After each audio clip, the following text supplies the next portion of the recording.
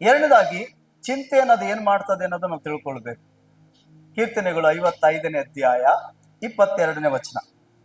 ಕೀರ್ತನೆಗಳು 55ನೇ ಅಧ್ಯಾಯ 22ನೇ ವಚನ. ನಿನ್ನ ಚಿಂತಾ ಭಾರವನ್ನು ಯೆಹೋವನ ಮೇಲೆ ಹಾಕು, ಆತನು ನಿನ್ನನ್ನು ಉದ್ಧಾರ ಮಾಡುವನು. ಯಾವ ವ್ಯಕ್ತಿ ಚಿಂತೆ ಮಾಡ್ತಾ ಕೂತಿರ್ತಾನೋ ಆ ವ್ಯಕ್ತಿಗೆ ದಿನೇ ದಿನೇ ದಿನೇ ಆ ಚಿಂತೆ ಅನ್ನೋದು ಹೆಚ್ಚಾಗ್ತಾ ಹೋಗೋದ್ರಿಂದ ಆತನಿಗೆ ಭಾರವಾಗಿರ್ತದೆ. ಮತ್ತೆ ಆ ವ್ಯಕ್ತಿ ಮೇಲೆ ಬರಕ್ಕಾಗಲ್ಲ, ಅವನು ಉದ್ಧಾರ ಆಗಕ್ಕಾಗಲ್ಲ. ಯಾವಾಗ ಚಿಂತೆ ಅನ್ನೋದು ಒಂದು ಭಾರ ಇದ್ದಂಗೆ, ಇದನ್ನ ಅರ್ಥ ಮಾಡ್ಕೋಬೇಕು. ಆ ಚಿಂತೆ ಭಾರವನ್ನ ಯೇಸುವಿನ ಮೇಲೆ ಹಾಕ್ತೀವೋ ಆಗ ದೇವರ ಕರ ನಮ್ಮನ್ನು ಉದ್ಧರಿಸ್ತದೆ. ಹಲ್ಲೆಲೂಯಾ. ಅದಕ್ಕೆ ದೇವರು ಹೇಳ್ತಾನೆ, ನಿನ್ನ ಚಿಂತಾ ಭಾರವನ್ನ ಯೆಹೋವನಿಗೆ ಮೇಲೆ ಹಾಕು, ಆತನು ನಿನ್ನನ್ನು ಉದ್ಧರಿಸ್ತಾನೆ. ದೇವರು ಬಿಟ್ರೆ, ಕ್ರಿಸ್ತನು ಬಿಟ್ರೆ ನಮ್ಮನ್ನು ಉದ್ಧರಿಸೋರು ಯಾರು ಇಲ್ಲ ಈ ಲೋಕದಲ್ಲಿ. ನೀನು ಚಿಂತೆ ಮಾಡ್ತಾ ಆ ಚಿಂತೆನೂ ಕೂಡ ನಿನ್ನ ಉದ್ಧರಿಸಲ್ಲ. ಆ ಚಿಂತೆ ಅನ್ನೋದು ನಿನ್ನನ್ನು ಹಾಳು ಮಾಡ್ತಾನೆ ಇರ್ತದೆ ಹೊರತು, ಆ ಚಿಂತೆ ಅನ್ನೋದು ಕೂಡ ನಿನ್ನ ಕುಟುಂಬನ ಬಾಧಿಸ್ತಾನೆ ಇರ್ತದೆ ಹೊರತು, ಚಿಂತೆ ಮಾಡೋ ವ್ಯಕ್ತಿಗೆ ಮುಂದಿನ ಆಲೋಚನೆ ಇರಲ್ಲ. ಚಿಂತೆ ಮಾಡೋ ವ್ಯಕ್ತಿಗೆ ಮುಂದಿನ ಮಾರ್ಗ ಗೊತ್ತಾಗಲ್ಲ. ಯಾಕಂದ್ರೆ ಅದು ಕತ್ತಲೆ ಆಗಿರ್ತದೆ. ಮುಂದೆ ಯಾವ ಡೋರ್ ಓಪನ್ ಐತೆ, ಎಲ್ಲಿ ಹೋಗ್ಬೇಕು, ಯಾವುದು ಬಾಗಿಲು ಅನ್ನೋದು ಗೊತ್ತಾಗಲ್ಲ. ಯಾಕಂದ್ರೆ ಅವನ ಭವಿಷ್ಯದ ಮುಂದೆ ಕತ್ತಲೆ ಬಾಗಿಲು ಮುಚ್ಚಲ್ಪಟ್ಟಿರ್ತದೆ. ಅದಕ್ಕೆ ಚಿಂತೆ ಅನ್ನೋದು ದೇವರಿಗೆ ವಿರೋಧವಾದ ಕಾರ್ಯ. ಈ ಚಿಂತೆ ಅನ್ನೋದನ್ನ ಈ ಚಿಂತೆ ಮಾಡೋದನ್ನ ಬಿಟ್ಟು ದೇವರ ಮೇಲೆ ವಿಶ್ವಾಸ ಇಟ್ಟು ಜೀವಿಸೋದನ್ನ ಕಲಿಬೇಕು ಪ್ರೇರೆ. ಅದಕ್ಕಾಗಿ ದೇವ್ರು ಹೇಳ್ತಾನೆ, ನಿನ್ನ ಚಿಂತಾ ಭಾರವನ್ನ ನನ್ನ ಮೇಲೆ ಹಾಕು, ಆಗ ನಾನು ನಿನ್ನ ಉದ್ಧರಿಸ್ತೀನಿ ಅಂತ. ಮೊದಲೇದಾಗಿ ಏನ್ ಹೇಳ್ತಾನೆ, ಭೂಲೋಕದ ಚಿಂತೆಯೆಲ್ಲ ಭೂಲೋಕದ ಯಾತ್ರೆಯ ಚಿಂತೆಯೆಲ್ಲ ನನ್ನ ಮೇಲೆ ಹಾಕು, ವಿಶ್ವಾಸ ಇರ್ಲಿ, ನಾನು ಸಾಗಿಸ್ತೀನಿ ಅಂತ ಹೇಳ್ತಾನೆ.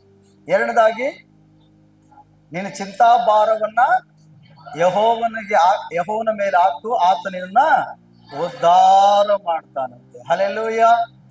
ಅರ್ಥ ಆಯ್ತಾ? ಹಾಗಾದ್ರೆ ಇಲ್ಲಿ 22ನೇ ವಚನದಲ್ಲಿ ಏನ್ ಕಲಿತಿದೀವಿ ಅಂದ್ರೆ, ಏನ್ ತಿಳ್ಕೊಳ್ತಿದೀವಿ ಅಂದ್ರೆ, ಚಿಂತೆ ಅನ್ನೋದು ಒಂದು ಭಾರ ಇದ್ದಂಗೆ. ಚಿಂತೆ ಅನ್ನೋದು ನಿನ್ ಮನಸ್ಸಿಗೆ, ನಿನ್ ಯೋಚನೆ ಬರುವಂತ ಒಂದು ಆಲೋಚನೆ ಆಗಿರಬಹುದು. ಅರ್ಥ ಆಯ್ತಾ? ಆದ್ರೆ ಅದು ನಿನ್ನ ಜೀವಿತವನ್ನೇ ನಾಶ ಪಡಿಸ್ತದೆ. ಯಾಕಂದ್ರೆ ನಿನಗನ್ಸೋ ಪ್ರಕಾರ ಅದೊಂದು ಯೋಚನೆ ಅಷ್ಟೇ.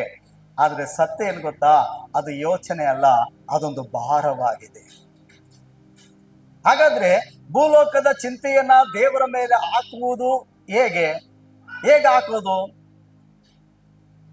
ಕೆಲವು ದೇವಸ್ಥಾನಕ್ಕೆ, ಗುಡಿಗಳಿಗೆ ಹೋಗುವಾಗ ಹೋಗಿ ತನ್ನಲ್ಲಿ ಹಾಕ್ಬಂದು ಏನೋ ಒಂದು ವಸ್ತು ತೆಗೆದುಕೊಂಡು ಹೋಗಿರ್ತೀವಿ, ಅಲ್ಲಿ ಹಾಕ್ಬಂದ್ಬಿಡ್ತೀವಿ. ಒಂದು ವಿಶ್ವಾಸ, ಅಲ್ಲಿ ಹಾಕ್ಬಿಟ್ಟು ಬಂದು, ಅಲ್ಲಿ ಕೊಟ್ಟು ಬಂದು ಏನೋ ಒಂದು ಒಳ್ಳೇದಾಯ್ತದೆ ಅಂತ. ಇಲ್ಲಿ ನಂಬಿಕೆ ಮೇಲೆ ಆಧಾರ. ಯೇಸು ಕ್ರಿಸ್ತನ ಬಳಿಗೆ ಬರುವಾಗ ನಂಬಿಕೆ ಮೇಲೆ ಆಧಾರ. ಹಾಗಾದ್ರೆ ನನ್ನೊಳಗಿರೋ ಚಿಂತೆಯನ್ನ ದೇವರ ಮೇಲೆ ನಾನು ಹೇಗೆ ಹಾಕ್ಲಿಕ್ಕೆ ಸಾಧ್ಯ? ಹಾಕುವುದಂದ್ರೆ ಹೆಂಗೆ? ಇದು ನಿಮ್ಗೆ ಅರ್ಥ ಆಗ್ಬೇಕಂದ್ರೆ, ಅಪೊಸ್ತಲನಾದ ಪೌಲನು ಫಿಲಿಪ್ಪಿಯವರಿಗೆ ಬರೆದ ಪತ್ರಿಕೆ 4ನೇ ಅಧ್ಯಾಯ 6ನೇ ವಚನಕ್ಕೆ ನೀವು ಹೋಗ್ಬೇಕು. 6ನೇ ವಚನ ಓದಿಕೊಳ್ಳೋಣ.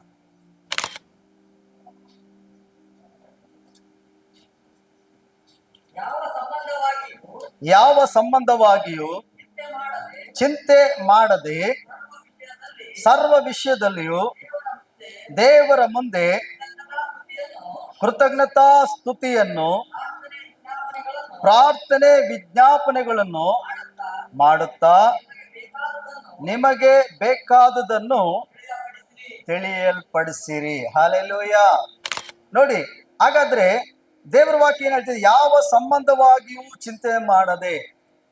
ನಮ್ಮಲ್ಲಿ ಯಾವ ಸಂಬಂಧವಾಗಿಯೂ ಚಿಂತೆ ಇರಬಾರ್ದಂತೆ. ಹಲ್ಲೆಲೂಯಾ. ಹಾಗಾದ್ರೆ ಮನುಷ್ಯನು ಬಹಳ ಪ್ರಾಮುಖ್ಯವಾಗಿ ಚಿಂತಿಸುವಂತ ವಿಷಯ ಯಾವುದಕ್ಕೆ?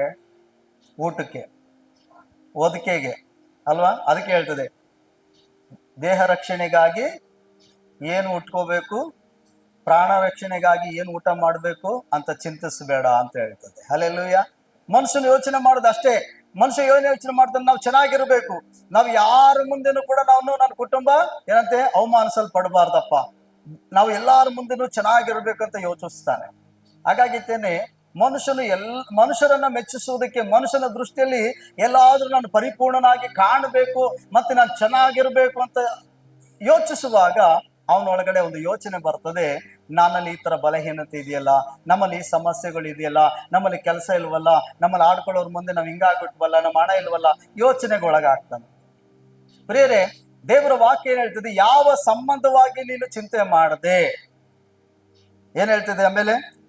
ಯಾವ ಸಂಬಂಧವಾಗಿಯೂ ಚಿಂತೆ ಮಾಡದೆ ಸರ್ವ ವಿಷಯದಲ್ಲೂ ದೇವರ ಮುಂದೆ ನಿನಗೆ ಬೇಕಾಗಿರುವ, ನಿನ್ನ ಕುಟುಂಬಕ್ಕೆ ಬೇಕಾಗಿರುವ ಸರ್ವ ವಿಷಯದಲ್ಲೂ ದೇವರ ಮುಂದೆ, ಅಂದ್ರೆ ಯೇಸು ಕ್ರಿಸ್ತನ ಮುಂದೆ ಏನ್ ಮಾಡ್ಬೇಕಂತೆ? ಕೃತಜ್ಞತೆಯ ಸ್ತುತಿ ಮಾಡ್ಬೇಕಂತೆ. ಏನ್ ಮಾಡ್ಬೇಕಂತೆ ಪ್ರಿಯರೇ? ಕೃತಜ್ಞತಾ ಸ್ತುತಿ ಮಾಡ್ಬೇಕಂತೆ. ಏನಂತ? ದೇವ್ರೆ, ನನ್ನ ಸೃಷ್ಟಿಕರ್ತ ನೀನು, ನನ್ನ ಕರ್ದಾತ ನೀನು, ನನ್ನ ಕುಟುಂಬವನ್ನು ಏರ್ಪಡಿಸಿ ಕೊಟ್ಟವು ನೀನು, ನನ್ನ ಭೂಮಿಯಲ್ಲಿ ಕರ್ತನೆ ಸ್ಥಿರವಾಗಿ ನಿಲ್ಲಿಸಿದವು ನೀನು, ನನ್ನ ಅಗತ್ಯತೆಗಳಿಗಿಂತ ನೀನು ದೊಡ್ಡವನಪ್ಪ, ಸ್ತೋತ್ರ. ದೇವ್ರೆ, ನನಗೆ ಬೇಕಾಗಿರೋ ಅಗತ್ಯತೆಗಳನ್ನ ನೀನು ಸಂಧಿಸೋದಕ್ಕೆ ಶಕ್ತನಾಗಿದ್ದೀನಿ, ನಿನಗೆ ಸ್ತೋತ್ರ. ದೇವ್ರೆ, ನನ್ನ ಮಕ್ಕಳ ಭವಿಷ್ಯಗಳನ್ನ ಸುಂದರವಾಗಿ ರೂಪಿಸೋದಕ್ಕೆ ನೀನು ಶಕ್ತನಾಗಿದ್ದೀನಿ, ಸ್ತೋತ್ರ. ಕರ್ತನೆ, ನನ್ನ ಬಲಹೀನತೆಯಲ್ಲಿ ನೀನು ಬಲವನ್ನು ಕೊಡೋದಕ್ಕೆ ಶಕ್ತನಾಗಿದ್ದೀನಿ, ನಿನಗೆ ಸ್ತೋತ್ರ. ಕರ್ತನೆ, ನಾನು ಉದ್ಧಾರ ಮಾಡುವಾತ ನೀನಾಗಿದ್ದೀನಿ. ಮೊದಲು ದೇವರನ್ನ ಸ್ತುತಿಸ್ಬೇಕಂತ.